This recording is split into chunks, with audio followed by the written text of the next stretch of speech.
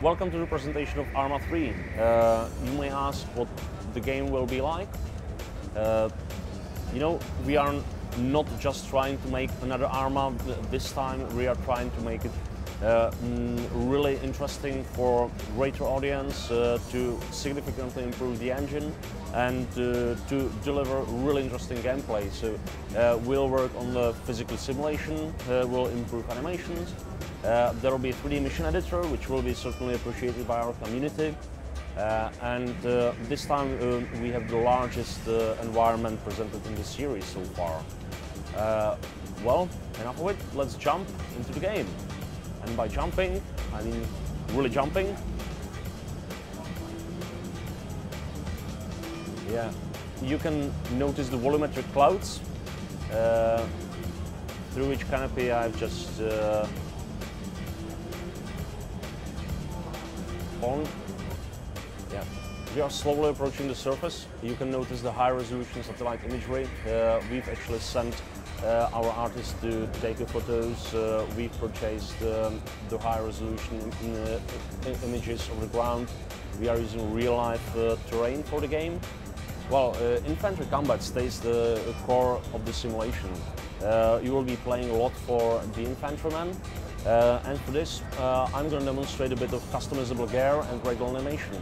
In the final game, it will be possible to modify in your gear, but now, let's see what we can do with the long-range optics, which can be unmounted.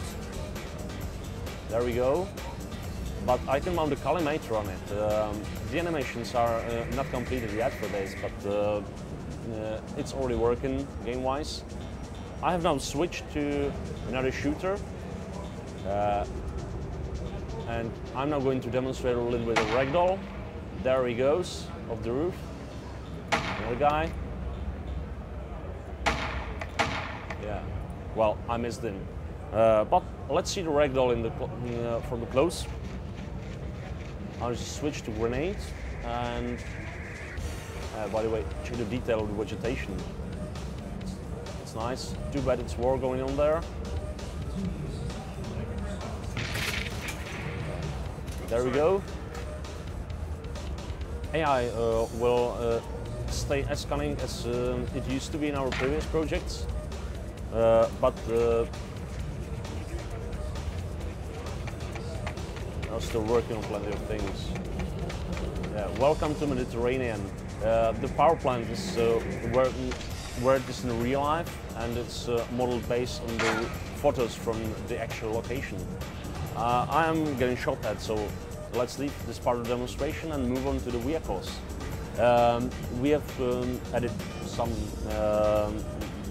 very nice things, like adding the detail to the interior. Enough for a racing game, right? There's the bad guy. I'm actually a bad guy too. But let's now see what we have here. We have set up a little playground for testing the physics. Boom. No sounds for the collisions yet, and it's not tweaked yet. The vehicles have actually working suspensions, and they have weight. I quite some difficulty pushing another vehicle, but with this 30-ton beast, it should be fairly easy. There we go, there we go. This always happens when I'm showing this for a camera, you know. Yeah, but even these heavier crates can be like pushed and destroyed quite easily.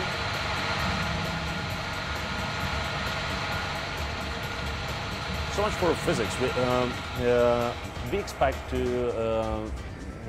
have the physics for basically every vehicle in the game, and to fine-tune, to tweak it. There will be slightly less vehicles than usual, but still like several dozens.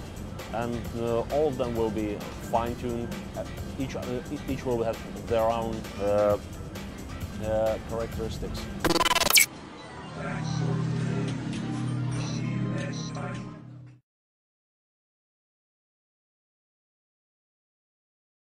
A bit more about environment.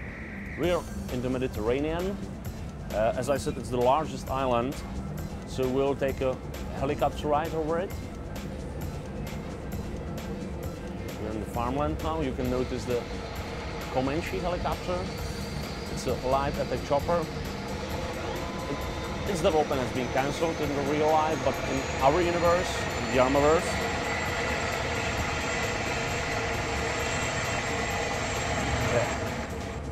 you may notice the sound gets muffled when I'm flying as a pilot. Every building in the village is enterable. You can spot a solar plant nearby, and there's another city. There's some like 50 cities scattered around the island, and they're fairly big. They can be compared to the cities from our previous projects. Even a small village has some like 100 houses. It's pretty impressive. Yeah, there are the clouds. They are volumetric. They are 3D, so you can fly through them. And let's see some action.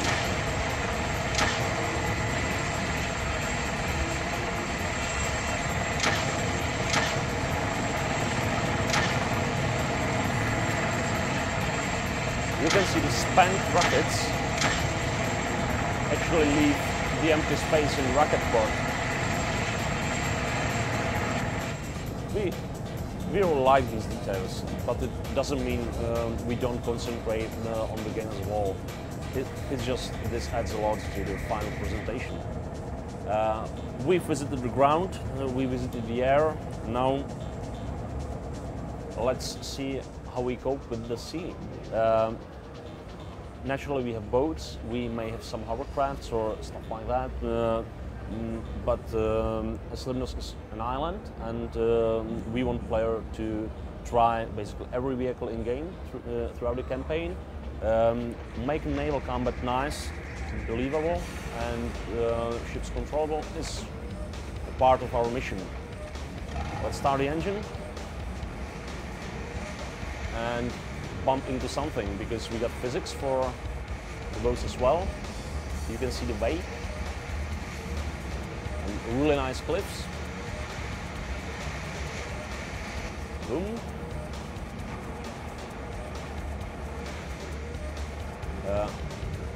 All the floating objects with the simulation. There you go. You can run over them. The boat we are looking at is fictional, but it was designed to look, wow, it was designed to look as authentic as possible. There we go. The guy survived, unbelievable.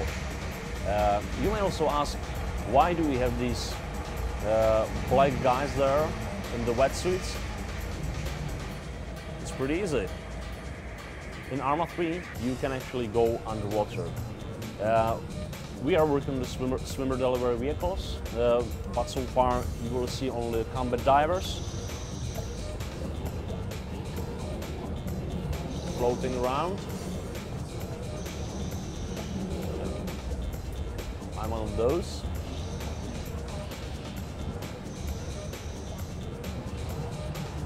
So,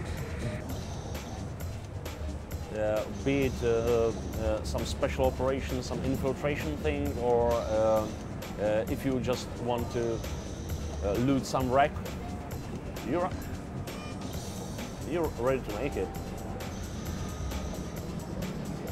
It's basically a new dimension, and this dimension is actually full of life. We can see fishes. Come on, fishy. Yeah, there we go. So far we have just one species, but we are focusing to make the environment very lively. So even underground there will be like sheep, wild goats, rabbits. It just adds a lot, you know. We are not just a mindless shooter. We are slow-paced games.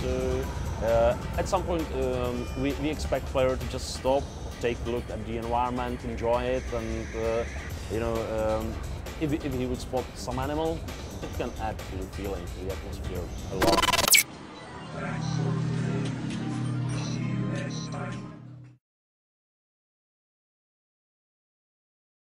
The spectrum will be across all the engine improvements introduced in the campaign, in the missions.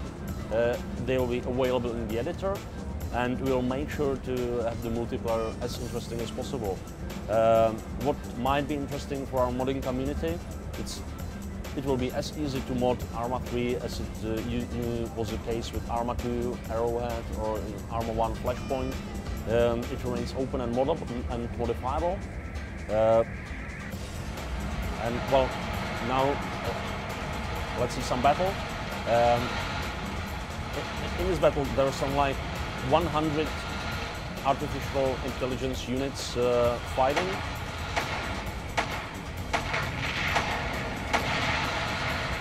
This stuff is not fine-tuned,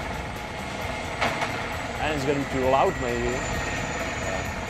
Nice vegetation, but perhaps not much time for that.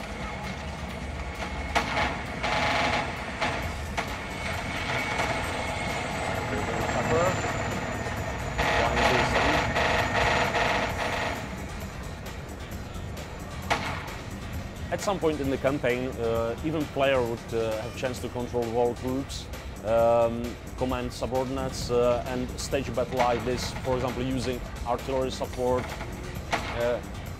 using some aircraft, UAVs, even minefields. We'll have anti-personnel mines. Hope I'll not step on one. So that's how the battle in the final game may look like. In the end, let me share some more information about the campaign, because it's going to be the main game mode, and I hope we'll achieve a little revolution, truly. It will be single player only this time. This simplifies the matters a lot, so we are able to deliver a really strong story with many twists, essentially designed to put player into any kind of a situation, like the vehicles you have seen, the weapons. It all should play its role in the campaign. So at some point the main character will be sneaking, diving, shooting, flying. Naturally he will also have to talk to someone to decide. We are also careful about delivering the interesting gameplay to both lone wolf and commander types of players. And the learning curve should not be as steep as in previous titles. We pay a lot of attention to really teach players something before he goes into real action, and even the campaign will feature that. So we will not have just tutorials, we'll also have this kind of in-game tuition. And in the end, the player will be able to ultimately fight the way he wants. He'll be playing the story which is set in the near future, where the Eastern armies are pushing NATO away from Europe. In this grim situation, Captain Scott Miller, the main character of the game, will be controlled by the player, is sent with the group of specialists to the island of Limnos.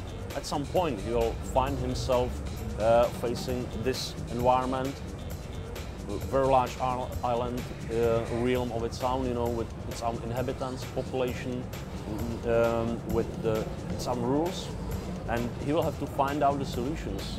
We'll be just giving player objectives and clues, and we'll give him a playground, the possibilities to really explore the land and to find his own style of gameplay and to really enjoy what we've prepared in the order and in the way he really wants. And we really hope that the people will have fun playing Arma3. Well, thanks for your attention. Don't forget to check out our social channels and arma3.com.